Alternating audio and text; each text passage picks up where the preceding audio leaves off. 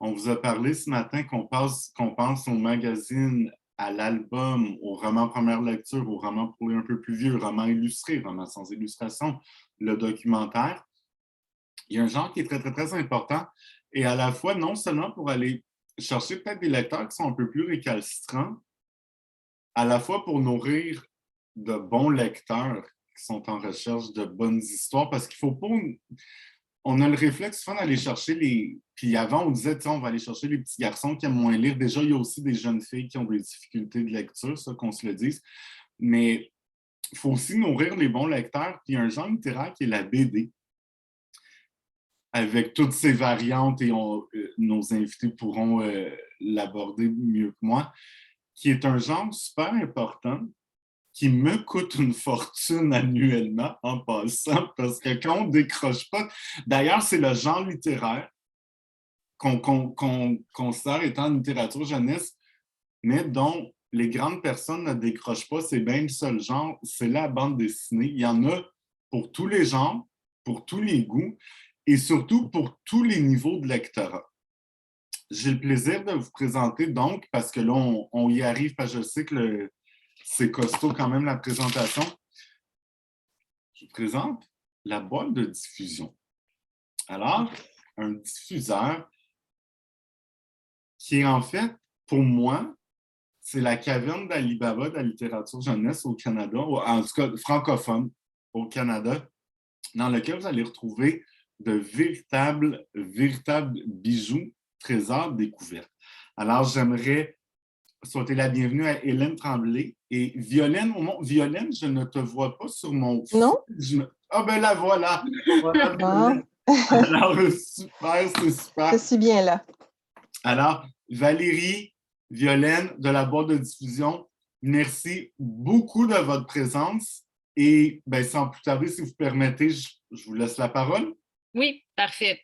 Ben, d'abord, merci beaucoup. Je suis ici. Je ne sais pas si tu me vois. Oui, Nicolas, ouais, c'est bon. Donc, merci beaucoup, Nicolas et Anne-Marie.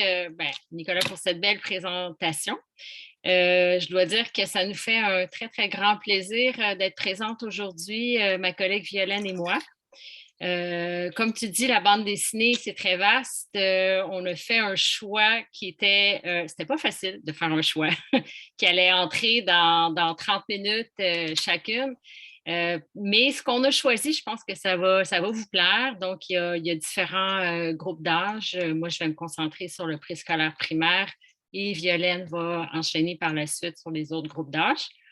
Je crois que tout le monde a reçu un document PDF avec, entre autres, la page couverture de la BD et plusieurs informations. Je pense que tout le monde l'a reçu. En fait, je vais le glisser tout de suite dans la conversation, puis OK. on va l'envoyer aussi par la suite aux gens qui se sont inscrits. OK. Ouais.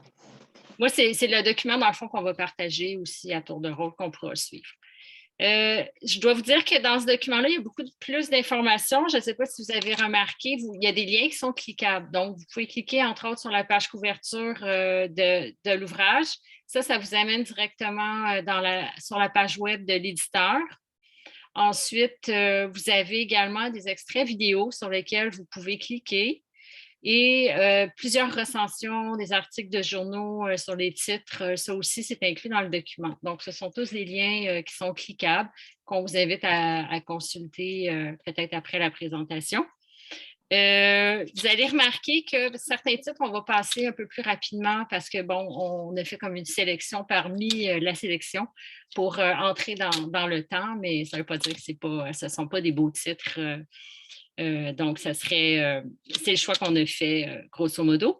Si vous avez des questions, vous pouvez intervenir pendant la présentation, il n'y a pas de problème, mais si vous avez des questions plus précises, peut-être les regrouper à la fin, puis les envoyer à Pouce Carré qui pourront ensuite nous les faire parvenir, puis là, on va répondre assez rapidement là, à vos questions. Alors, je vais commencer tout de suite. Est-ce que je peux partager? Oui? OK. Absolument.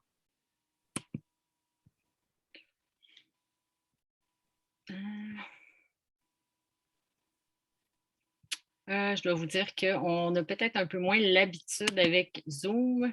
Donc. Alors, si vous avez besoin d'un petit accompagnement, c'est au bas de l'écran. Oui, non, je viens de trouver mon document. C'est bon, je le cherchais. Est-ce que vous avez besoin du son pour le partage? Non, pas, j'en ai pas besoin. D'accord. Voilà, j'ai trouvé le document. Et voilà. En théorie, vous devriez voir. Oui, d'accord. Donc, on débute, en fait, on ne débute pas avec Animal Jack. Je vais tout de suite commencer avec la bande dessinée sans texte, avec un éditeur qui est de la Gouttière. D'emblée, je dois dire que cet éditeur-là est extrêmement apprécié de la part des collectivités. Entre autres, son site web est extrêmement complet. Il y a beaucoup de fiches pédagogiques qui sont inclus, beaucoup d'extraits des bandes dessinées. Passe-Passe, c'est un titre qui est dans la collection qu'on appelle Les Mômes. Donc, il y a 4 titres et donc, c'est de la bande dessinée sans texte. Donc, il y a vraiment un côté universel à cette BD-là qui fait que c'est très, très intéressant. On est dans le qualitatif, donc, avec cet éditeur-là. Et chacun des tomes, en fait, ce sont les mêmes auteurs qu'on retrouve. Donc, le style graphique, les couleurs, on se retrouve vraiment d'un tome à l'autre. Donc, dans Passe-Passe, on aborde un thème qui est pas facile, c'est-à-dire qu'on parle du deuil. Donc, oui, le deuil, c'est pas facile à aborder avec des enfants, d'autant plus. Donc là, ici, on l'aborde, mais avec énormément de finesse et de délicatesse. En fait, on suit la fillette qu'on voit ici à l'écran, vous la voyez ici, donc avec sa grand-maman. On soupçonne qu'elles sont chez la grand-maman. Donc, on les suit dans leur quotidien. La fillette va, par exemple, jouer avec sa grand-mère, changer sa mise en pli. Ce qu'il y a de particulier dans cette BD-là, c'est qu'on a 2 personnages, mais ce qu'on voit peut-être moins, c'est qu'il y a un papillon qui est gris ici.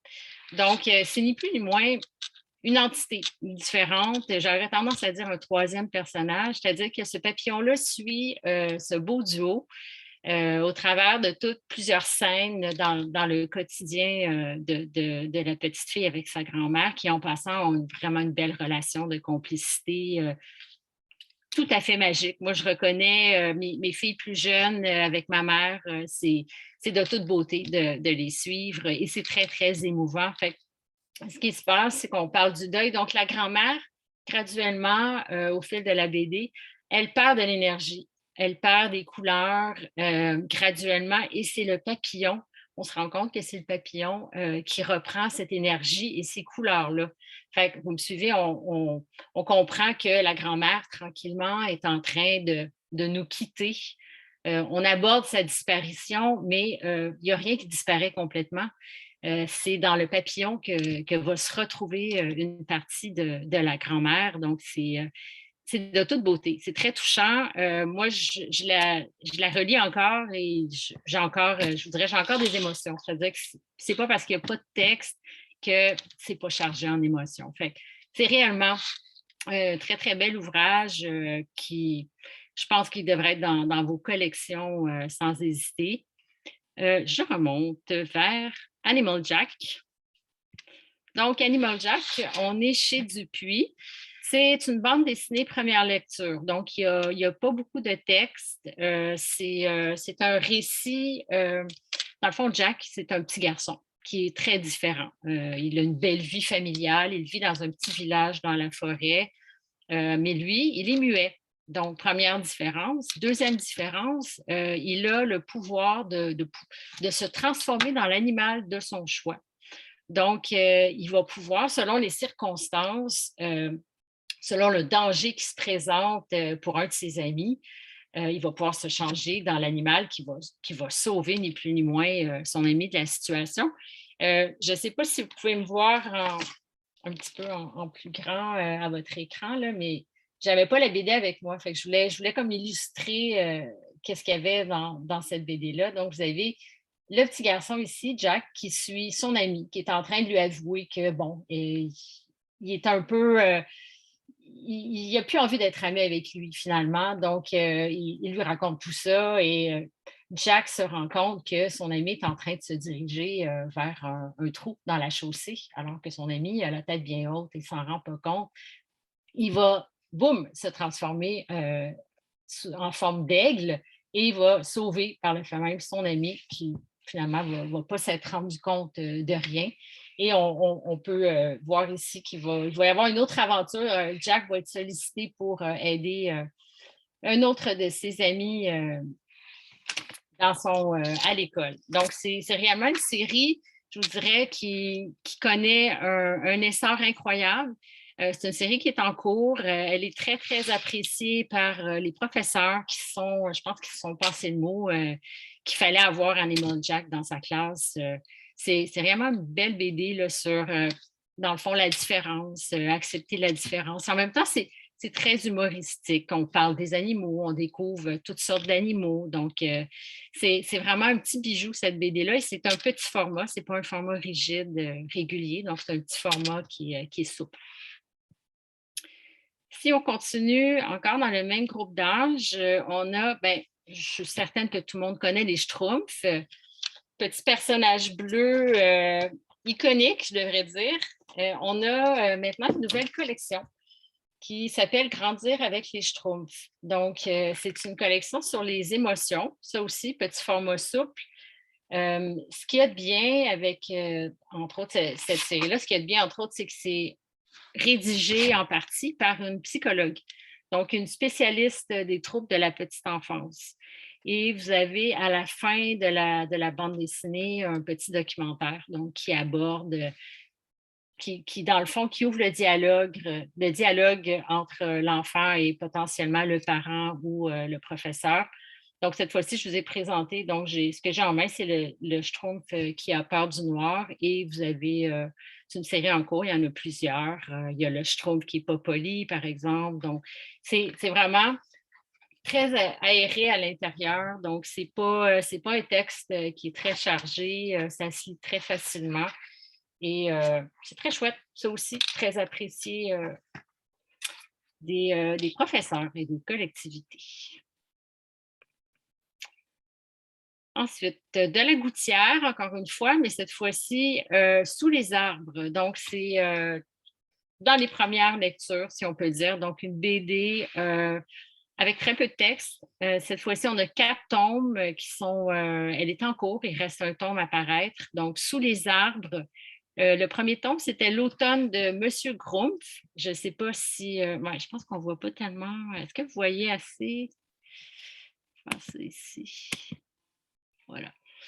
Donc, sous les arbres, c'est l'automne. Qu'est-ce qui se passe l'automne? Les habitants de la forêt sont en train de ranger, faire du ménage, ramasser des traîneries.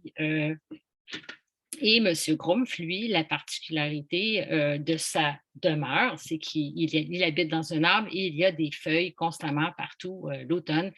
Honnêtement, il semble assez exaspéré par la situation. Il ne fait que balayer les feuilles. Et M. Grumpf, c'est un monsieur d'apparence, il est très grognon. Il est un peu asocial, ne se mêle pas tellement aux autres, mais les résidents du village lui offrent régulièrement son aide, leur aide, et M. Grumpf accepte un peu à reculons. Puis on va se rendre compte que graduellement, dans le récit, qu'il n'est pas nécessairement si grognon que ça. Sous ces airs de monsieur, pas tellement de bonne humeur, on a quand même quelqu'un qui a un grand cœur et quelqu'un qui veut faire partie de la société. Donc, c'est vraiment une belle BD. C'est très riche au niveau des couleurs. On a des univers extrêmement travaillés et comme je disais, il y a un tome par saison. Donc, ça aussi, c'est des textes qui sont courts, donc dans la catégorie première lecture en BD. On a la boîte à musique, cette fois-ci, Carbone, qui est l'auteur de cette BD-là, la scénariste. Vous allez la retrouver dans plusieurs titres dans la présentation. C'est l'histoire, dans le fond, d'une jeune fille qui a perdu sa mère. Donc, je vous dirais, le tome 1, dès le départ, c'est un peu triste. Bon, c'est tout récent, la perte de sa mère. Elle vit avec son père toute seule et son père, lui, va lui remettre une boîte à musique qui appartenait à sa mère. Donc, ça va devenir, si tu veux, une espèce de refuge pour elle. cette boîte à musique-là. Elle regarde ce qui se passe à l'intérieur, elle abrace, puis elle est dans ses souvenirs un peu, jusqu'à temps qu'à un moment donné, ben, elle se rende compte qu'il y a quelque chose qui se passe dans la boîte à musique. Il y a un petit personnage, une petite fille qui lui fait des grands signes et qui lui lance un appel au secours, ni plus ni moins. Donc, Nola va littéralement entrer dans la boîte à musique. Elle va se retrouver dans un monde complètement fabuleux, un monde avec des personnages fantastiques et elle va faire, c'est comme un monde parallèle, ni plus ni moins. Fait elle va pouvoir entrer dans ce monde-là et en ressortir, mais quand elle va découvrir ce monde-là, ben, elle va découvrir tous ces personnages fantastiques et elle va découvrir aussi des jeunes de son âge qui vivent une situation difficile, entre autres. Donc, dans le tome 1, on a une jeune maman qui est très malade, puis il faut trouver une solution parce que je dirige vers la fin, littéralement. Donc, ça aussi, c'est une BD coup de cœur. Dès le départ, elle a, entre autres, remporté un prix à Angoulême pour le tome 1 en 2019. Donc, une magnifique BD avec une très grande maîtrise des couleurs. On a également des univers foisonnants. On en a plein les yeux, je vous dirais. C'est magnifique. Imbattable. Imbattable est classé quand même, mais moi, je le classerais dans le 7 à 77 ans. Pourquoi? Parce que ça plaît à tous, cette BD-là. C'est réellement, je ne sais pas s'il y en a qui la connaissent, sûrement, Nicolas, tu la connais, cette BD? Donc, c'est un super-héros, mais ce n'est pas le super-héros musclé auquel on est habitué de voir dans certaines BD ou dans certains films. C'est un héros, bon, très sage, tranquille, posé. C'est un héros du quotidien. Donc, on le suit dans son quotidien. Donc, avec les résidents, j'ai le tome 3 en main ici. Donc, lui va être, dans le fond, va se retrouver dans des situations où son aide va être nécessaire pour résoudre des problèmes. Par exemple, aider une dame dont le chat est coincé dans un arbre, par exemple. J'aimerais bien vous montrer une planche, puis vous allez comprendre que c'est un super-héros du quotidien, mais c'est un super-héros de la bande dessinée également, parce que on déjoue complètement les codes de la BD avec cet ouvrage-là. On ne respecte pas les codes standards de la BD, on les tord.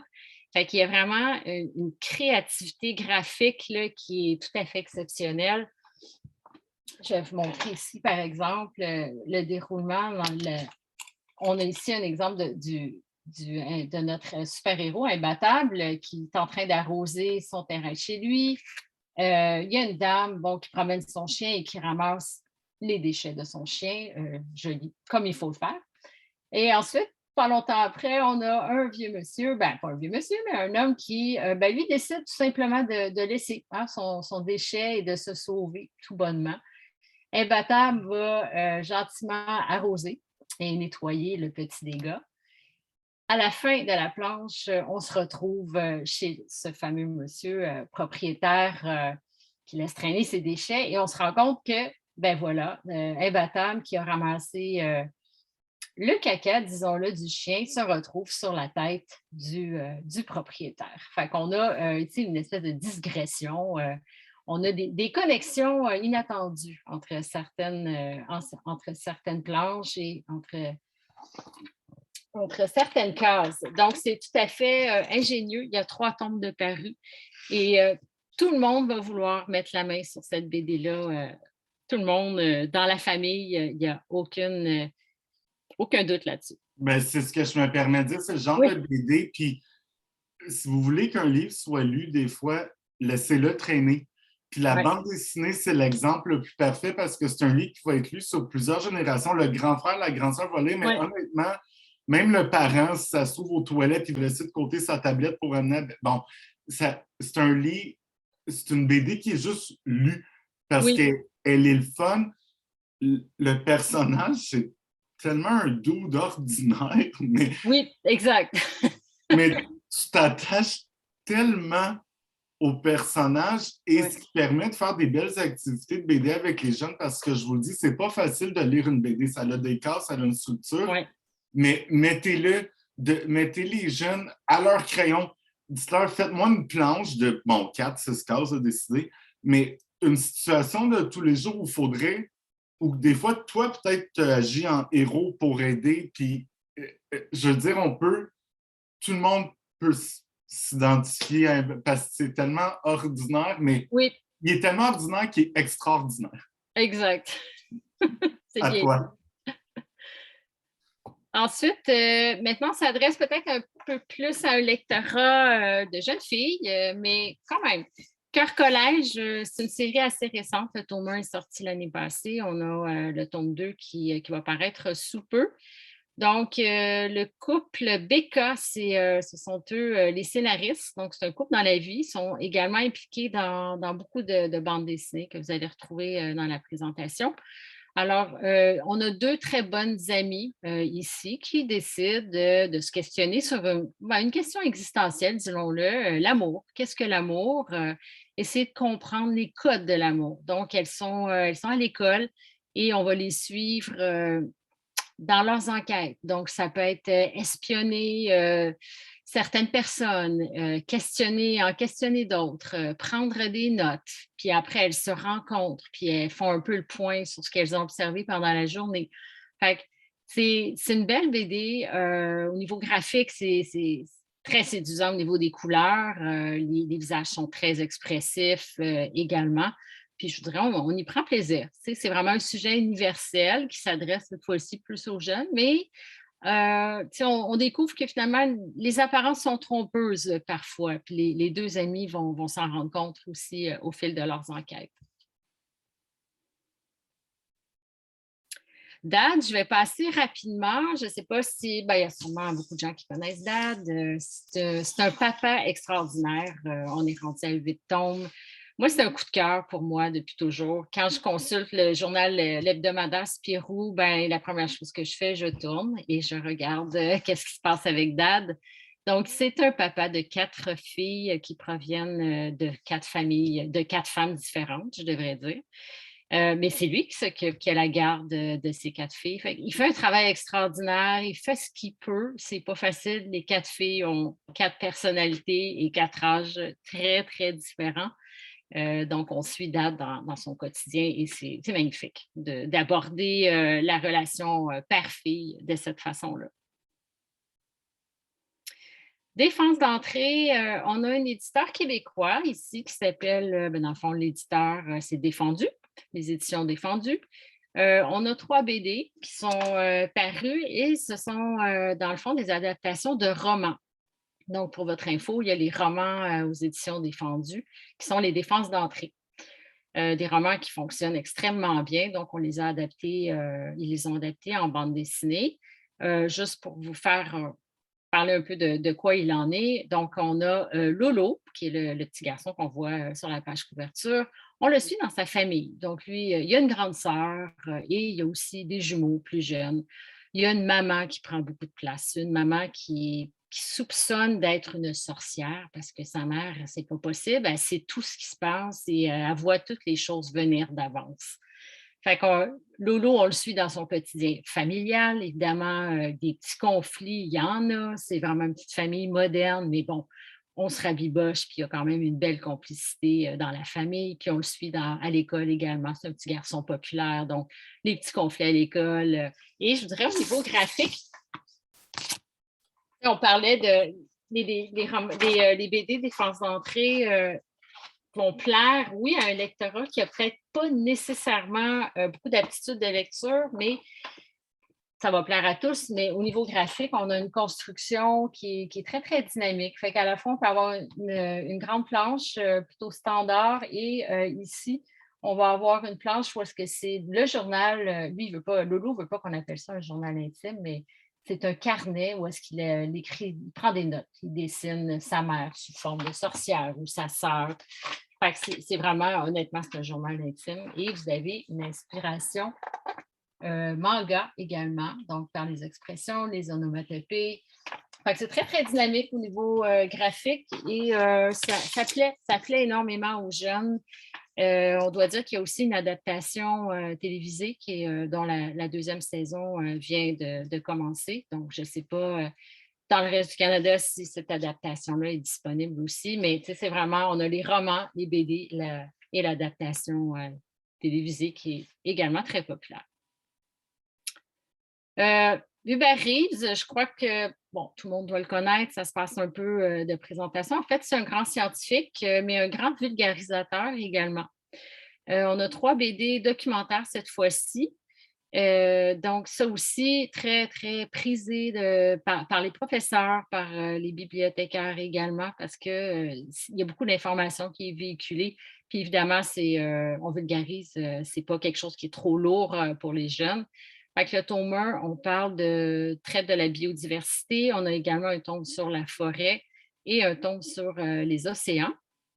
Donc, dans le tome 1, on suit Hubert Reeves, donc, qui part ni plus ni moins en classe verte avec un professeur et ses élèves. Donc, on les suit à l'extérieur et Hubert Reeves nous explique, dans le fond, que sont les différents écosystèmes, la différence entre des énergies fossiles, des énergies renouvelables. On va également expliquer qu'est-ce que c'est que le carburant. Donc, c'est réellement une belle BD documentaire. Ça aussi, vous avez une bande-annonce qui est disponible sur le document. Luca, je vais passer un peu rapidement. C'est un jeune garçon qui joue au soccer et c'est un jeune garçon. Au départ, dans le premier tome, bon, il est un peu paresseux à l'école, paresseux au soccer aussi, mais il va y avoir un coach particulier qui va le prendre sous son aile. Je vous en dirai pas plus. C'est un coach que seulement Luca peut voir. Donc, c'est un peu mystérieux, n'est-ce pas? Mais une belle BD pour les garçons, je dirais surtout les garçons. Très, très, très, très, très populaire, donc sur le soccer. La sentinelle du petit peuple, donc on a encore Carbone au scénario. C'est une série qui est en cours. Qu'est-ce que le petit peuple? Dans le fond, c'est tout l'univers, un univers parallèle de personnages féeriques, de fées. Donc, c'est un univers que les humains ne voient pas nécessairement, à moins qu'ils veulent vraiment le voir. On a ici Elina sur la page couverture qui va se voir confier par sa grand-mère Adélaïde la très grande tâche de devenir la sentinelle du petit peuple, parce que sa grand-mère commence à prendre un peu d'âge et c'est réellement une tâche très importante et exigeante. Donc, elle pense que sa petite fille, Elina, est la bonne personne pour prendre cette grande responsabilité. Donc, elle va lui confier des recettes, elle va lui confier des livres magiques. Et il y a entre autres une recette de pommade qu'on applique sur nos paupières qui va nous permettre de voir ce fameux monde parallèle, celui du petit peuple. Alors, je vous montre ici à l'intérieur où est-ce que Elina a appliqué la pommade et elle est dans le grenier chez sa grand-mère. Elle va voir par magie ce monde de fées alors qu'elle est allée plusieurs fois dans le grenier. Elle ne l'a jamais vu et là, enfin, elle le voit. Donc, c'est une belle bande dessinée. Moi, ce qui est un mélange de fantastique et avec une petite fille, une héroïne forte, donc une belle BD d'aventure également. Et je dirais c'est un magnifique livre là, avec du relief sur la page couverture. Ça aussi, c'est une série qui est en cours. Donc, ça, je l'avais dit tantôt. Prochain ouvrage, oui, Les Sœurs Grémillet. Je n'ai pas la BD, mais j'ai quelque chose à vous montrer tout de même. 3 sœurs. Donc, on a 3 sœurs, Sarah, Cassiopée et Lucille, qui vont découvrir dans un fond de tiroir une photo qui va les laisser très énigmatiques. C'est une photo de leur mère enceinte. Donc, clairement, c'est une vieille photo. Elles se demandent pourquoi cette photo-là ne se retrouve pas dans les albums de photos, finalement. Elles vont partir à l'enquête. Elles vont décider d'aller chercher, elles vont chercher à comprendre d'où provient cette photo, où elle a été prise. Fait que 3 sœurs, évidemment, 3 sœurs complètement différentes. Donc, il y en a une qui est très audacieuse, qui est la plus vieille ici. Il y en a une tout petite, qui c'est la rêveuse. Donc, 3 sœurs qui partent à l'aventure avec tous les petits conflits que 3 sœurs peuvent peuvent créer, si on peut dire, mais 3 sœurs qui ont une très belle complicité et qui vont découvrir beaucoup de choses par rapport à cette photo-là. Elles vont découvrir, entre autres, bon, c'est une BD sur l'amour familial. C'est vraiment quelque chose de très, très bien avec un petit côté fantastique. Je vous montre, il y a certaines pages où est-ce qu'on va voir des méduses qui vont montrer le chemin aux jeunes filles. Par exemple, elles arrivent dans un endroit où est-ce qu'il y a une espèce de château mystérieux, ben, ça va être les méduses qui vont leur montrer le chemin vers cet endroit. C'est très doux avec les beaux grands yeux des jeunes filles. Donc, c'est beau traitement graphique et encore une fois, un univers extrêmement riche. Donc, c'est magnifique, cette bande dessinée-là. C'est des auteurs italiens. Les super, moi, ça fait longtemps que je suis les super. Ils ont grandi un peu maintenant. Je ne sais pas s'il y en a qui les connaissent. Ça, c'est super on pense à super-héros aussi, mais ce sont, dans le fond, c'est une fratrie. Ils viennent de l'espace. Ils ont été abandonnés par leurs parents sur la Terre. Donc, et ils sont dotés de certains pouvoirs assez extraordinaires. Donc, dans le tome 1, c'est leur arrivée sur Terre. On ne sait pas trop ce qui s'est passé, pourquoi ils ont été abandonnés, mais on va le découvrir un peu plus tard dans la série. Les enfants vont être ni plus ni moins toujours à se demander est-ce qu'on devrait vraiment comme passer inaperçu, s'intégrer, pas montrer nos super pouvoirs, mais très souvent, ils vont être confrontés à des situations où leurs pouvoirs vont être extrêmement utiles. Surtout, le plus petit, c'est vraiment problématique, le plus petit frère, parce que lui, il a un petit peu de difficulté à contrôler son super pouvoir. Et lui, il a juste envie, dans le fond, de l'exprimer. Et au niveau graphique, c'est une très grande maîtrise des couleurs, vous pouvez voir, et une création d'univers absolument extraordinaire. Vous avez, entre autres, je vais vous montrer une autre planche, c'est pendant la nuit. C'est une très grande, ouais, je vous dirais, le dessinateur, très grande maîtrise des couleurs. Ici, vous avez la nuit, donc vous avez toute l'ambiance nocturne. C'est un beau petit format rigide, donc ce n'est pas le format BD standard. Donc, on est déjà rendu au cycle 2. Donc, c'est une série qui va très, très bien. Absolument normal, je vais passer un peu rapidement. On a Kid Toussaint au scénario, donc c'est des jeunes qui ont encore une fois des super pouvoirs. Et on a un jeune qui est un peu marginal dans le groupe. Lui, il n'arrive pas à développer son super pouvoir. Donc, ça aussi, une chouette bébé. Je vais passer. Ah! Anti-héros, je vais passer sur le titre comme tel, mais simplement j'aimerais vous dire que chez Urban Comics, donc là, on est chez les super-héros un peu plus classiques, on a une collection Urban Kids, donc qui est très appréciée pour les plus jeunes. Donc, c'est un graphisme plus simple, pas de violence. C'est une collection qui est très exhaustive, Urban Kids, donc est très, très appréciée par les plus jeunes. Au-delà des étoiles, une série, là, dans la présentation, dans le fond, moi, j'ai des titres qui chevauchent un peu de groupes d'âge, qui vont s'adresser au 3e cycle du primaire, un petit peu au secondaire, mais on s'est partagé des titres de cette façon-là. Donc, au-delà des étoiles, on est sur fond de hip-hop. Donc, c'est un groupe d'adolescents dans une petite ville très, très moyenne, des adolescents qui proviennent d'origines différentes. Donc, il y a des adolescents fraîchement arrivés qui sont issus de l'immigration, entre autres, mais ils sont tous unis par une passion commune, c'est-à-dire le hip-hop, la danse. Fait qu'on les suit dans leur quotidien, dans la rue, à l'extérieur, mais aussi on les suit dans les problématiques familiales qu'ils ont. Par exemple, il y a quelqu'un qui vient de la Syrie dans le groupe, donc il a vécu la guerre. Il a une mère qui est encore traumatisée par tout cela. Puis en même temps, on a des petits liens amoureux qui vont se créer entre les jeunes. Il y a vraiment une belle fraternité dans ce groupe d'adolescents-là. Ça va plaire. Et je dois dire qu'il Les deux, pareils, ce sont deux sœurs qui habitent la ville de Québec qui sont au dessin. Fait que c'est vraiment intéressant.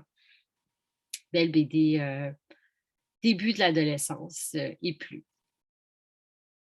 Créature, cette fois-ci, on a un dessinateur québécois qui est JF. JF pour Jean-François, j'ai oublié son nom de famille. Jean-François Bergeron. Donc, Créature, on est dans la science-fiction pure. On est à New York, dans un monde post-apocalyptique. Donc, un monde où il faut survivre et où les enfants sont pratiquement laissés à eux-mêmes. C'est-à-dire qu'ils sont entourés de monstres étranges et inquiétants qui les pourchassent. Ils ont des parents qui sont réduits pratiquement à l'état de zombies, fait qu'ils ne peuvent pas se fier sur leurs parents. Fait on est dans une BD pour survivre. Les enfants doivent survivre dans un monde très inquiétant, brumeux, où le chaos règne littéralement.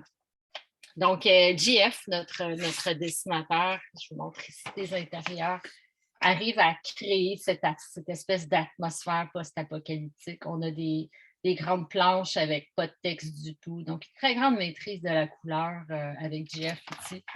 Et il arrive vraiment à nous transporter dans cette atmosphère particulière. Donc, une série qui est en cours également.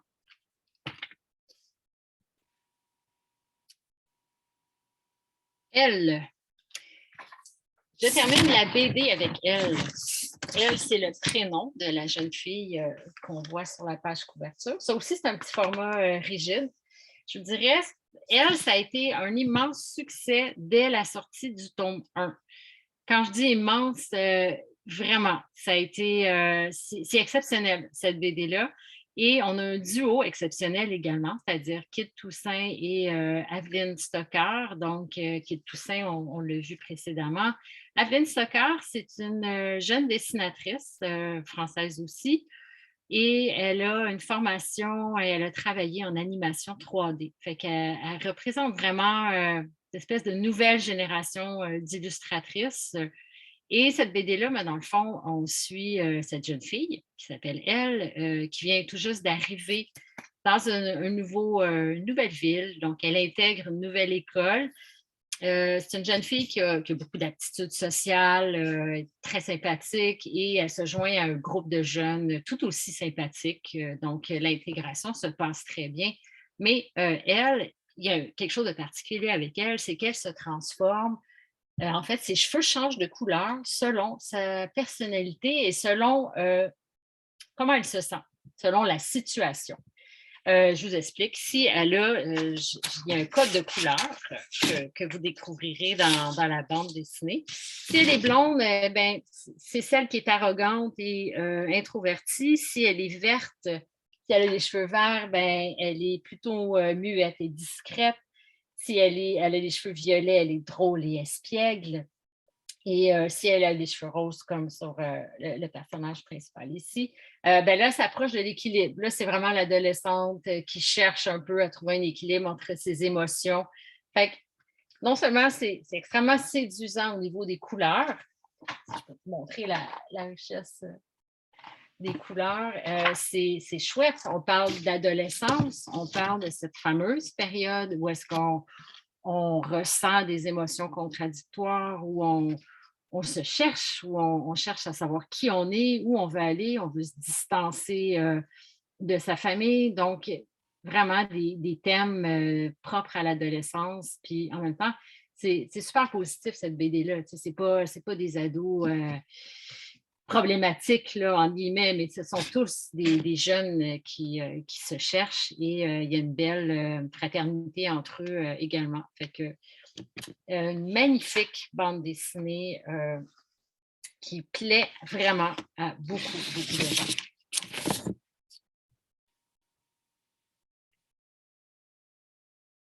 Les enfants de la résistance. En fait, j'ai dit que je terminais, mais je ne terminais pas. Les enfants de la résistance, c'est un incontournable. Ça, je suis certaine qu'il y en a qui connaissent cette série-là. Nicolas, tu la trouves dans ta bibliothèque? Oui, oui, c'est ça. Ça, c'est réellement un incontournable dans la bande dessinée. Donc, ça se passe pendant la Deuxième Guerre mondiale. Ce sont des jeunes qui s'organisent, ni plus ni moins, une forme de résistance pour faire face à l'envahisseur. Et je vous dirais, c'est tellement une belle façon d'aborder un contexte de guerre avec les enfants, avec cette série-là. Et il y a énormément de recherches qui ont été faites pour respecter sur les décors, les éléments, tous les petits éléments qu'on retrouve au niveau graphique. C'est très respectueux de l'époque. Donc, c'est une magnifique série, puis l'engouement ne s'essouffle pas du tout. Ça continue et je vous dirais, c'est tellement pertinent, même de nos jours, toujours de parler de guerre et de l'aborder avec les enfants. Et puis, si tu me permets, ça permet aussi de parler bon, la guerre, c'est la guerre. Ouais. C'est une horreur. Mais des petits dilemmes de tous les jours parce que c'est des jeunes qui ont des réflexions de grandeur, Ouais. Ils refusent de se résigner. Ouais. Donc, je pense qu'il y a des petits dilemmes dans la vie de tous les jours d'un enfant où on peut parler que non, faut pas se résigner à. Je pense qu'on peut faire des liens aussi avec les petites guerres quotidiennes, quoi. Oui, le petit quotidien des enfants, là, tu sais. Pas accepter tout. On peut résister, oui. Donc, un incontournable, définitivement. Ensuite, on a le fil de l'histoire, donc raconté par Ariane et Nino. Ça, c'est une toute petite collection dans le sens du format. C'est réellement tout petit format rigide. On suit Ariane, qui est la grande sœur, et son frère Nino. Donc, on les suit dans différentes périodes de l'histoire. Fait ils sont ni plus ni moins témoins de ce qui s'est passé, par exemple, à l'époque d'Einstein, à l'époque des dinosaures. Donc, il y a déjà 33 tomes de parus. C'est une série qui est en cours, ça continue. Et à la fin, il y a un documentaire qui accompagne toujours la bande dessinée. Et ce qui est extrêmement intéressant, c'est que Fabrice Herré, c'est un historien qui est vraiment impliqué toujours dans l'élaboration du texte dans cette collection-là. Mort et déterré, on a 2 Québécois, tant au scénario qu'au dessin. Et ça, c'est chouette. On s'amuse vraiment avec cette BD-là. C'est particulièrement original. C'est Yann. Yann a été témoin d'une dispute à un moment donné entre un dealer de drogue et son client. Il a voulu s'interposer et malheureusement, ça va mal finir pour lui. Il va recevoir un coup de couteau mortel. Il va se retrouver dans le fond d'une tombe. Et mais ce qui est particulier, c'est que il n'est pas complètement mort. Donc, c'est un peu le cauchemar de tout le monde d'être encore vivant dans sa tombe. Il a été enterré avec un instrument de musique. Parce que, c'est l'instrument de musique qu'il prisait. Et il y a un de ses amis qui se recueille sur sa tombe à un moment donné et qui entend la musique. Fait que son ami est encore là. Alors, Yann va sortir de sa tombe et quand on est un zombie, c'est un peu difficile de passer inaperçu, n'est-ce pas? Mais lui, il va vouloir aller voir sa famille qui est dévastée par sa mort. Fait qu'il va les espionner, ni plus ni moins, à partir de l'extérieur. Puis on a tellement de plaisir avec ces BD-là. On le voit des fois, il y a des gens qui vont se rendre compte que c'est un zombie, ils vont courir après lui dans la rue, vont y arracher un bras, lui, il va récupérer son bras, va le réinstaller, il va continuer à courir.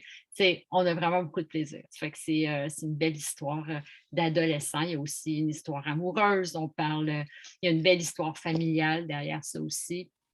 On aborde le deuil, c'est un peu triste au début, mais ça va évoluer, moi, je trouve de façon positive, là, j'en dirai pas plus quand même. Donc, un beau coup de cœur avec Mort et déterré.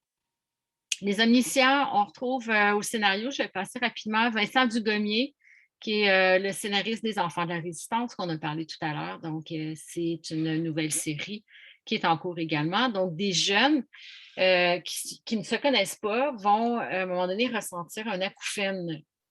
Et suite à cet acouphène, ils vont se rendre compte qu'ils ont acquis, tout à coup, tout le savoir de l'humanité. Alors, pour faire une histoire courte, ils vont se retrouver tous ensemble et vont essayer de, ni plus ni moins, survivre et comprendre aussi d'où ils viennent et qu'est-ce qu'ils peuvent faire avec, dans le fond, ces pouvoirs-là. Mais ils vont être poursuivis également par des gens qui n'ont pas toujours des bonnes intentions parce que, bon, ils attirent beaucoup l'attention avec cette particularité de posséder le savoir de l'humanité. Donc, pour la BD, là, c'est vraiment, j'ai terminé. Il reste au niveau des mangas, je vais juste le réduire un peu. Qui ne connaît pas Naruto? Est-ce qu'il y a des gens qui ne connaissent pas Naruto? Je pense que tout le monde connaît.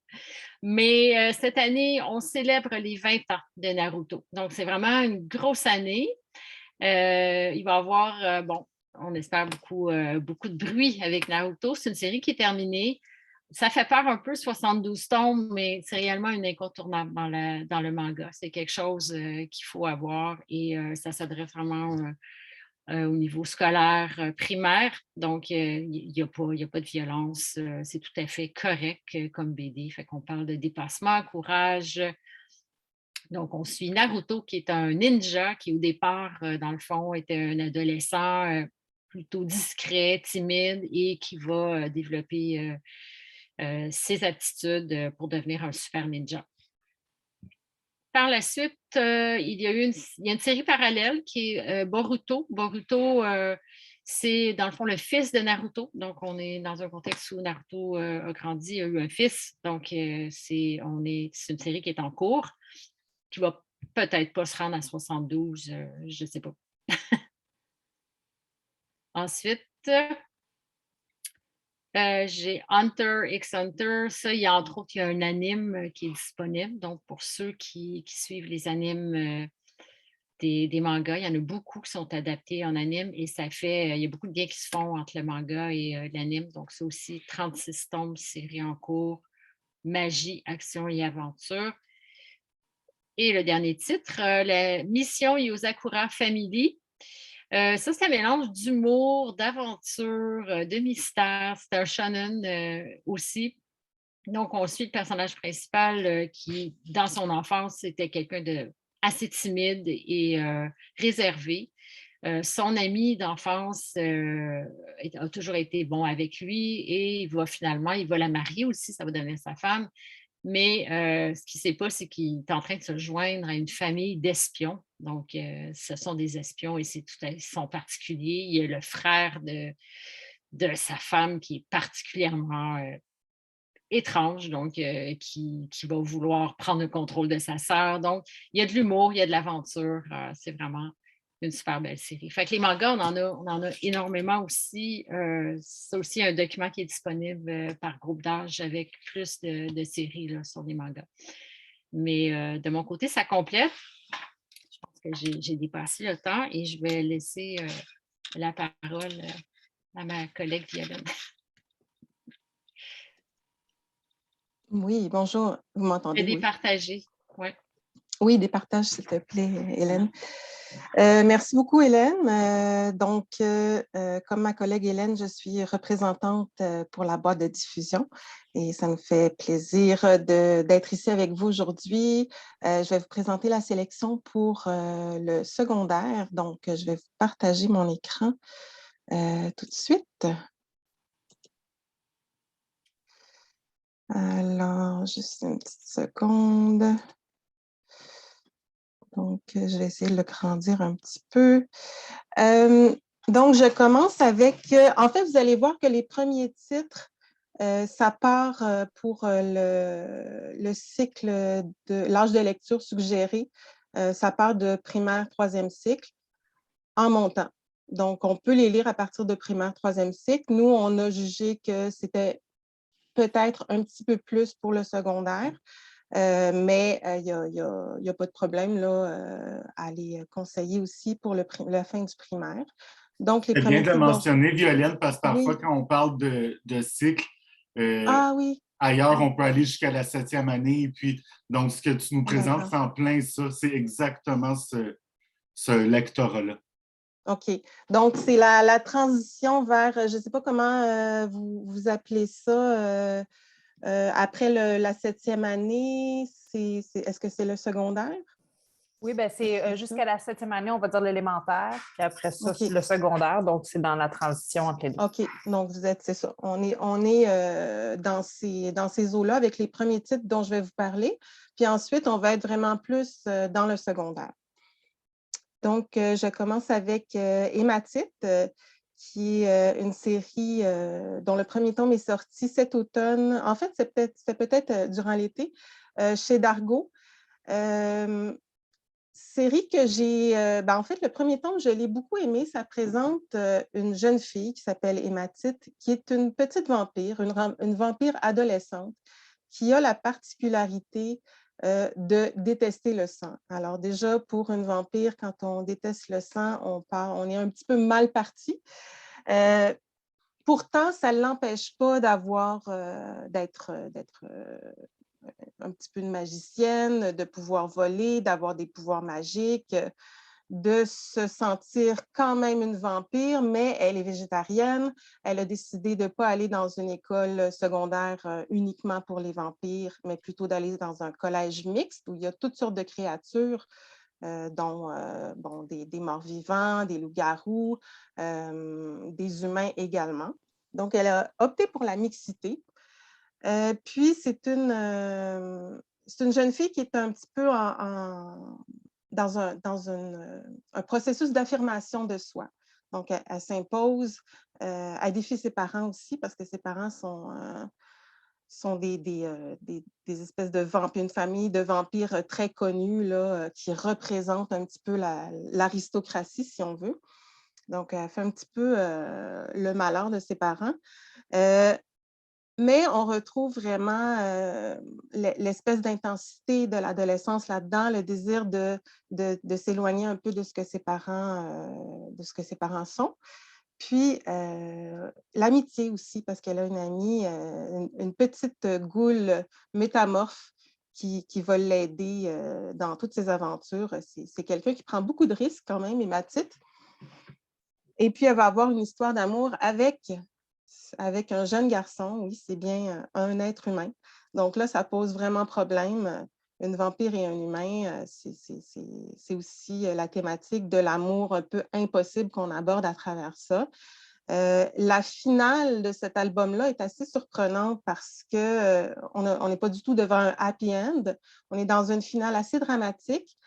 Pourtant, on sent que il va y avoir, bon, c'est sûr qu'on est dans un monde où il y a beaucoup de magie, mais on sent qu'on va pouvoir se sortir de cette situation dramatique-là dans les tomes à suivre.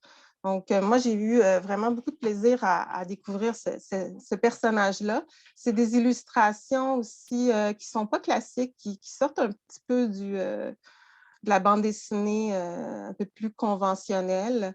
Avec un trait vraiment expressif, des créatures qui nous font ressentir, on les regarde, on regarde leur visage, puis ça nous fait tout de suite ressentir des émotions. Donc, belle série. Et aussi, ça avait été dans la liste préliminaire au prix des libraires de 2022. Donc, c'est toujours un petit plus quand on a ça. Excusez, je vais prendre une petite gorgée. Je vais passer sur Jardin secret, mais ce que je trouve intéressant, c'est qu'il y a quelqu'un tout à l'heure, un certain Julien, qui a dit, c'est drôle, il y a beaucoup d'adaptations, il y a beaucoup en fait de romans qui passent sous forme BD. Puis c'est vrai, on en voit de plus en plus. Puis c'est le cas pour Jardin secret, qui est une adaptation du roman Secret Garden par Frances Hodgson Burnett. Donc, ce qui est un classique là, de la littérature anglaise. Donc, si ça vous intéresse, la première partie, là, c'est écrit de ton unique, là, mais on a une petite erreur ici. Là, ça va être probablement en 2 parties, le Jardin secret. Donc, le Jardin secret, première partie, est déjà paru. Je vais vous montrer 3 titres. Donc, La Ligue des superféministes, Ce que pèsent les mots et Internet aussi, c'est la vraie vie. Donc, c'est chez un éditeur que je vous invite à aller découvrir, un éditeur qui s'appelle La Ville Brûle, si vous ne le connaissez pas déjà. qui est très engagé sur le plan sociologique. Il propose souvent, bon, il peut avoir des albums, il peut avoir des bandes dessinées, mais il y a toujours un côté vraiment critique sociale là-dedans, des constructions des stéréotypes. Et il y a des bandes dessinées essais. Donc, BD documentaire, BD essais avec de la vulgarisation un petit peu de concepts. Et on a entre autres la Ligue des super féministes, qui est maintenant devenue une espèce de classique là, chez les libraires. Donc, si vous ne le connaissez pas déjà, c'est écrit par Myrion Mal, qui elle, s'est spécialisée dans la représentation des genres via les médias et comment cette représentation-là nous enferme, si on veut, dans des clichés. Puis comment on peut déconstruire ces clichés-là. Donc, la Ligue des super féministes, c'est une espèce de version jeunesse d'un titre qu'elle avait fait qui s'appelait Commando culotte pour les adultes. Donc, où on vulgarise le concept de féminisme. C'est super bien décrit. C'est vraiment sous la forme d'une BD. On a ici Ce que pèsent les mots. Ici, on est plus dans l'essai illustré, mais on l'a mis quand même dans les bandes dessinées parce que les moments où c'est illustré, c'est sous forme de BD. Donc, dans Ce que pèsent les mots, ben là, on est dans le poids des mots dans différents contextes. Comment les mots peuvent avoir une portée. Puis, comment être conscient de ça aussi. Je vous lis quelques chapitres là, dans le sommaire pour vous donner une petite idée. Donc, on a nommer, c'est agir, les mots tuent, nommer l'autre, nous et eux, nommer autrement, que fait-on quand on dit il ou elle, le genre grammatical, etc. Donc, on a vraiment une espèce d'approche du langage qui va sensibiliser les jeunes à aller voir en dessous, un petit peu en dessous de nos paroles, c'est quoi la portée de ce qu'on dit finalement. Donc ça, c'est vraiment des ouvrages qu'on aime travailler au secondaire. Et il y a le dernier né de la collection qui s'appelle « Internet aussi, c'est la vraie vie », que je n'ai pas encore eu l'occasion de feuilleter, mais bon, on en dit du bien sûr, chez les critiques européens, parce qu'il est sorti avant en Europe, puis il vient juste de sortir ici. Ça permet de comprendre l'impact, en fait, la place de l'Internet dans la vie des adolescents et comment les médias peuvent nous influencer nos perceptions, nos goûts, etc. Puis comment on peut aussi se protéger d'une certaine façon, développer un esprit critique là-dedans. Puis bon, moi, c'est sûr que c'est quelque chose qui m'interpelle parce que je suis la mère de 2 enfants qui ne sont pas encore des adolescents, mais je réfléchis beaucoup à ça, la place que va prendre Internet dans leur vie. Puis donc, je pense que c'est un ouvrage qui peut se lire en accompagnement professeur avec les élèves. On peut y aller chapitre par chapitre, puis amorcer des très belles discussions autour de ça. Je vais juste regarder le temps qu'il me reste. Je vais passer par-dessus Picobug, tout simplement vous mentionner que Pico, c'est un espèce de un petit garçon, c'est un petit peu le Mafalda des Français, mais avec un petit peu moins de cynisme. Puis on a un très, très bel ouvrage sur l'étymologie où on peut connaître avec beaucoup d'humour et avec beaucoup d'esprit la racine de certains mots. Donc, pour ceux qui aiment la langue ou même qui apprennent la langue, ça peut être un bel ouvrage. Je passe par-dessus certaines choses parce que je vais avoir le temps de vous parler de à peu près tout. Une petite seconde.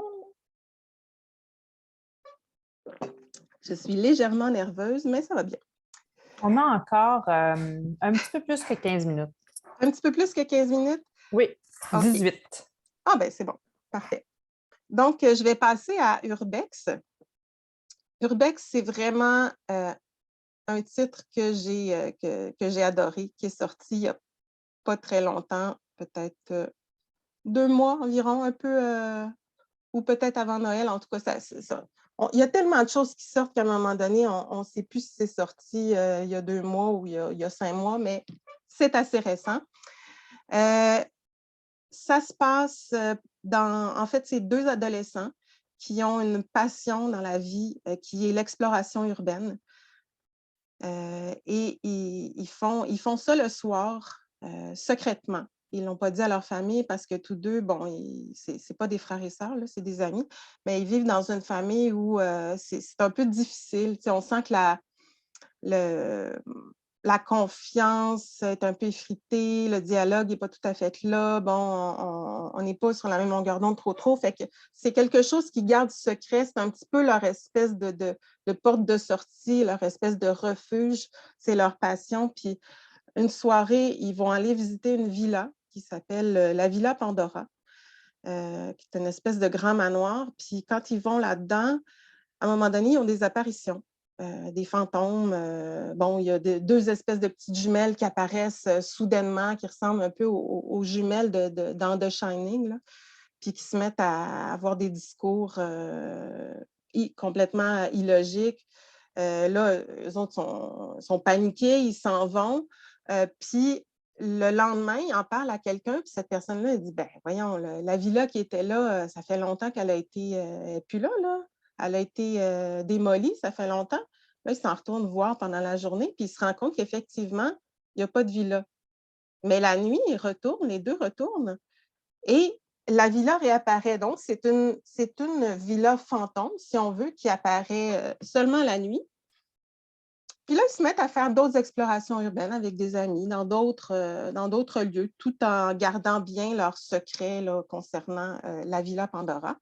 Puis dans ces autres lieux-là, ils se rendent compte qu'ils ont aussi des apparitions et que c'est seulement eux qui peuvent les voir. Et ils font une enquête évidemment, et ils vont finir par se rendre compte qu'il y a des liens entre toutes ces apparitions et qu'il y a peut-être même un lien avec leur propre histoire. Donc, c'est vraiment intriguant. Je pense que l'urbex, bon, sans inciter les jeunes à aller vers ça parce qu'il peut y avoir des dangers qui sont associés, mais voyager et faire de l'urbex à travers une bande dessinée, bon, il n'y a rien de mieux, disons. Ça va chercher le besoin de mystère des adolescents. Il y a aussi un côté secret de famille dans cet album-là qui est super intéressant. Puis un petit aspect sociologique. Puis les valeurs d'amitié aussi qui sont présentes. Donc, c'est vraiment une belle série. Premier tome sorti. Vincent Dugommier, c'est le scénariste des Enfants de la Résistance et des Omniscients, qui est une autre série pour un petit peu plus jeune. Dans la tête de Sherlock Holmes, celui-là, pour moi, c'est un incontournable. Ce n'est pas pour 7e année. Là. Je ne le partirai pas à cet âge-là. Je le partirai plus vieux, peut-être pour les jeunes à partir de 15 ans, 14-15 ans. C'est une BD qui, en ce moment, a 2 tomes parus. Donc, c'est un diptyque, une enquête qui se résout en 2 tomes. Il va peut-être y avoir d'autres cycles, d'autres enquêtes. Pour l'instant, on ne le sait pas. Ce qui est super intéressant dans cette BD-là, c'est que c'est la mise en page. Puis là, je vais essayer, je ne sais pas si je vais y arriver. Est-ce que vous voyez quelque chose de différent ou c'est la même affaire? Pour l'instant, c'est la même chose. Si vous voulez partager un nouvel écran, moi, c'est ça, au bas, il va falloir faire un nouveau partage. Je vais faire un nouveau partage parce que je trouve ça important de le voir visuellement. Donc là, vous avez une planche de la bande dessinée, vous voyez bien? Voyez-vous? Oui, absolument. Merci. Donc, ça s'appelle Dans la tête de Sherlock Holmes et ce n'est pas pour rien parce qu'on va suivre vraiment le déroulement de la pensée, des déductions de Sherlock Holmes. Donc, là, on est carrément, on a une découpe de son crâne, si on veut, avec un petit peu toutes les étapes qu'il prend pour résoudre ses enquêtes. Puis, ça donne un résultat qui est... En fait, ça fait une BD qui est tellement immersive parce que, bon, on est plongé dans l'histoire, mais on est plongé dans le dessin. Le dessin est comme... Ça nous happe, littéralement. Puis, bon, c'est aussi intéressant parce que je pense que Sherlock Holmes, c'est un personnage universel. Déjà, peut-être que les jeunes auront lu des romans, vu des adaptations à la télé, tout ça. Donc, c'est vraiment super, super bien fait. Vous allez voir aussi dans le document qu'on vous a laissé, il y a un lien vers une bande-annonce qui va vraiment vous donner envie. Donc, c'est une BD qu'on aime beaucoup. Je vais juste vous départager, vous repartager. Oups, ici et ici. Là, il me reste à peu près 10 minutes. C'est ça? Un tout petit peu plus, 12 minutes. OK. Donc, Fille unique. Fille unique, c'est une série qui va être en 5 tomes. Pour l'instant, il y a 2 titres de parus. Le deuxième vient tout juste de sortir. Ça présente 5 adolescentes un peu marginales qui ont des adolescences difficiles, qui ont parfois eu des passés lourds. Par exemple, dans le premier tome qui s'appelle Paloma. Donc, pour chaque tome, ça porte le nom d'une de ces 5 adolescentes-là. Dans le tome Paloma, on rencontre une jeune fille qui a vécu sa vie en passant de famille d'accueil en famille d'accueil, qui a vraiment... on ne connaît pas exactement son passé dans sa petite enfance, là, mais c'est vraiment quelqu'un qui est très, très, très marqué, très traumatisé, très sauvage, qui n'a pas d'amis, vraiment pas d'amis. Puis un jour, il y a 4 filles de son école qui sont un petit peu plus sociables, disons, là, mais qui ont des passés tout aussi, ou des vies tout aussi difficiles à gérer, qui se réunissent et qui forment un clan, le club des mal barrés. Et ils vont inviter cette Paloma dans leur club. Puis ça va devenir un club vraiment où on va développer une bienveillance, une solidarité, puis où on va arriver un petit peu à se guérir de ces traumatismes-là. Donc, belle série ici. Je vais passer sur quelques titres rapidement et je vais vous amener à... je vais vous amener à U4. Tiens. J'aurais voulu vous parler d'autre chose, mais je vais vous parler de ce titre-là, qui est aussi une adaptation d'une série qui était au départ une série de romans. C'est une série qui n'est pas encore parue, qui s'en vient bientôt, qui va être en 5 tomes. Et la particularité, c'est que les 4 premiers tomes vont sortir en même temps et peuvent se lire dans l'ordre souhaité. Donc, c'est des histoires en parallèle. Ça se passe à Paris. On va suivre 4 jeunes. Donc, dans chaque tome, il y a le parcours d'un des jeunes. Donc, 4 jeunes qui ont survécu à un virus, le virus U4, qui a décimé complètement la population, pas juste la population de Paris, là, c'est une pandémie mondiale. Donc, bon, ça ne peut que nous faire des liens avec ce qu'on a vécu, mais bon, on espère que, en tout cas, c'est un petit peu plus dramatique, mettons. Puis, ces 4 jeunes-là, en fait, les adolescents ne sont pas touchés par la pandémie. Ils sont pas... c'est les seuls qui survivent. Puis, ils vont se réunir. Puis, ces 4 adolescents-là, bon, il y a d'autres adolescents qui font partie de l'histoire aussi, mais les 4 qui sont les personnages principaux des récits, c'est des champions d'un jeu vidéo qui s'appelle Warrior of Times.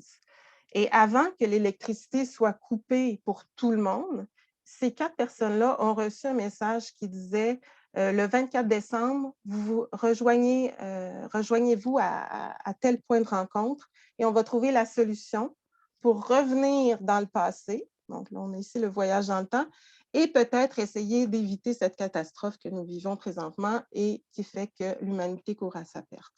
Donc, on est vraiment dans le post-apocalyptique. C'est anxiogène un petit peu, mais pas trop, parce qu'on est vraiment dans l'action. C'est des personnages attachants. Il y a de la solidarité. Il y a le découpage est très vif aussi dans la construction graphique. Donc, je vous encourage, quand ça va sortir, à aller chercher cette série-là, qui peut se lire dans le désordre.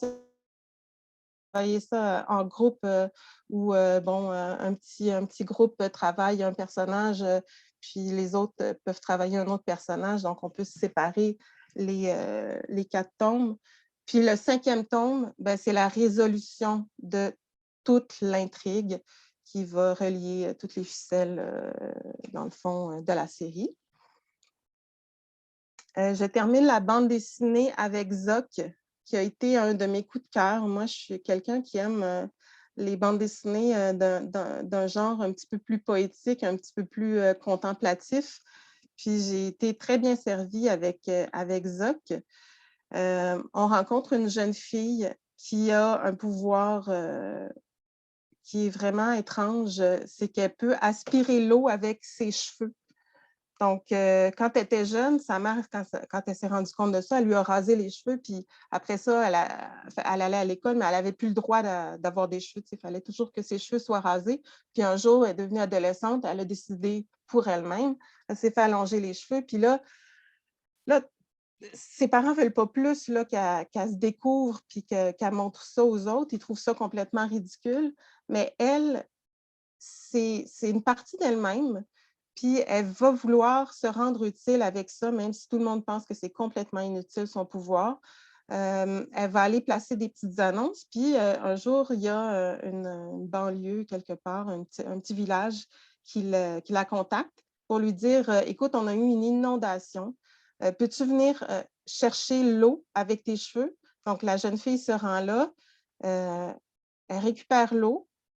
Puis là, son plan, c'est... en fait, elle a l'eau dans ses cheveux, là, littéralement, là, elle va tirer, dans le fond, toute cette eau-là avec elle, puis elle va un petit peu en laisser un peu partout. Puis son plan, c'est d'aller à un endroit où il y a beaucoup de feux de forêt et d'aller éteindre les feux de forêt avec cette eau-là. Donc, il y a un côté... le désir d'être utile des jeunes qu'on va chercher là-dedans, le désir d'être utile même avec des fois des aptitudes que les gens ne pensent pas que ça peut être pertinent d'aller les exploiter. Puis, il y a aussi, bon, évidemment, une portée écologique qui est importante là-dedans. Puis, une très belle rencontre aussi qui se fait avec un jeune garçon qui, lui, est un jeune garçon un peu comme elle, mais un peu son antithèse finalement, parce que lui, il prend feu chaque fois qu'il y a une émotion forte. Donc, ensemble, ils vont réussir à faire un espèce de match parfait, puis de parfois aller chercher l'eau pour la remettre ailleurs ou parfois assécher des endroits où il y a trop d'eau finalement. C'est vraiment une belle bande dessinée. Celui-ci, c'est un tome unique. Je vais passer au manga. Je vais y aller rapidement en vous montrant, en fond, dans le fond, je vous ai fait une sélection. J'ai essayé d'aller chercher un peu tous les genres, un peu pour tous les goûts. Mais bon, c'est sûr que c'est très, on est restreint dans le temps. Donc, j'ai commencé avec un shoujo. Donc, shoujo, habituellement, on dit que c'est pour les jeunes filles. Apprendre avec des pincettes, toutes ces catégories-là. Mais on est plutôt dans la romance. Par contre, une romance ici qui est ouverte, qui est un petit peu moins stéréotypée que ce qu'on peut voir habituellement. On est dans un triangle amoureux où une fille et un garçon vont être amoureux du même garçon. Donc, on a une ouverture sur la communauté LGBTQ qui est super intéressante.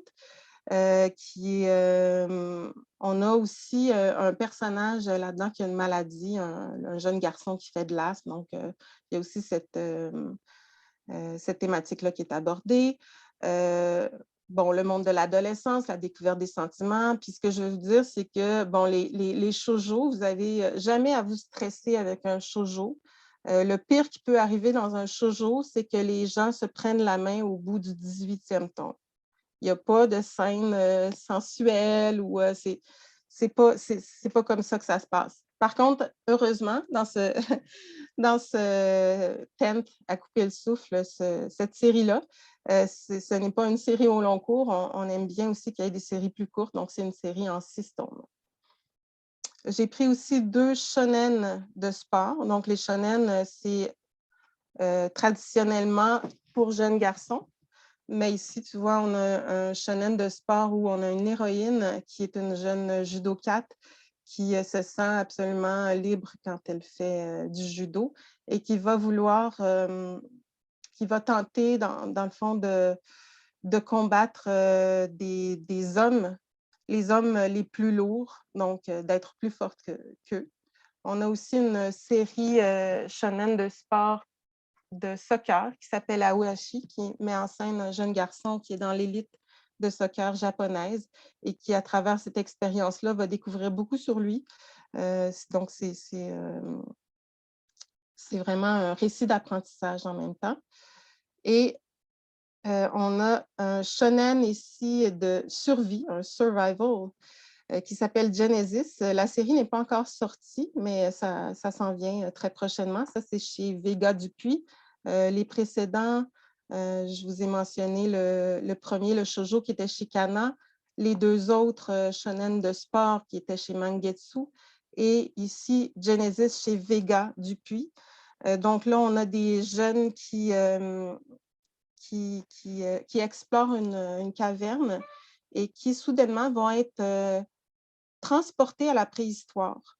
Donc, ils vont devoir s'adapter très rapidement, apprendre à vivre avec tous les défis que ça comporte et à être très solidaires dans cette expérience. Un autre shonen qu'on aime beaucoup parce que l'auteur est français, mais québécois d'adoption. Et on aime bien s'approprier nos Français québécois. Donc, c'est une série un petit peu à la manière de Naruto. Donc, ça peut être vraiment dans cette lignée-là. C'est un jeune garçon qui est un sorcier. Puis, dans son pays, il y a des némésis qui sont des monstres qui infectent les gens. Et si tu es infecté, tu meurs. Mais certains résistent. Et ceux qui résistent deviennent des sorciers. Donc, là, j'ai dit radiant, mais il s'appelle Seth, en fait, le jeune garçon. Donc, Seth, l'apprenti sorcier, va essayer de devenir chasseur de Némésis et de trouver le radiant qui est le nid des Némésis, donc l'origine de ce mal. Et enfin, est-ce que c'est enfin? Bon, ça sera enfin. Je vais terminer avec Sweet Concrete, qui est un shonen, mais avec une héroïne en tête, qui est une jeune policière qui va faire une enquête pour élucider le meurtre de son père.